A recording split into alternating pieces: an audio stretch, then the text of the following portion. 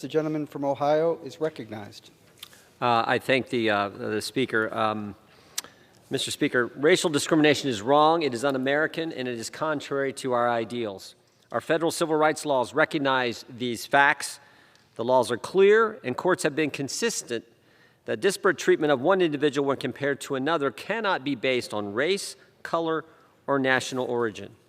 A person also cannot use a pretextual reason as cover for taking a discriminatory action prohibited by our civil rights laws. The Supreme Court settled that issue in 1973. As early as 1976, federal courts held that discrimination on the basis of hairstyle associated with a certain race or national origin may in fact constitute racial discrimination. In other words, under current law, if a person's hairstyle or hair texture is associated with the person's race or national origin and is used as a pretext for discrimination, that conduct is unlawful. These decades of precedent make the bill that we are debating today unnecessary and duplicative. In fact, the chairman of the committee just said that 3 minutes ago. The problem raised by the Democrats is one solved by enforcing our existing laws, not by making this conduct illegal for a second time. The Democrats may have recognized this fact if they'd have had real legislative hearings on this bill this Congress, but they didn't. And so the Judiciary Committee didn't have the opportunity to hear from experts about the legislation or how it comports with existing law. That is just one example of the deficient process that brought this bill to the floor today. At markup, Republican members of the Judiciary Committee raised multiple concerns about this bill's potential impact.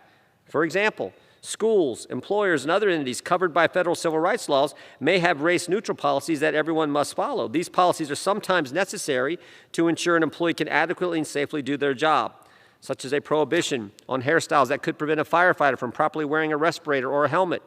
This bill, however, may jeopardize these policies because it creates a blanket prohibition on adverse treatment because of certain hairstyles or hair textures. These concerns and the Democrats' deficient process caused every Republican member to oppose this bill at markup. Instead of working to address these problems, the Democrats are bringing this bill, which was reported on a party line vote, to a vote under suspension of the rules. Democrats are prioritizing this legislation, a bill to prohibit conduct already unlawful under our law, for political messaging reasons. This bill does not address any of the serious problems our country currently faces. Think about the crime problem, the 40-year high inflation problem, the 2 million illegal immigrants who've come across our border in 1 year's time alone, and of course not to mention the situation going on in Ukraine as we speak. I urge members to oppose this bill, and I reserve the balance of our time.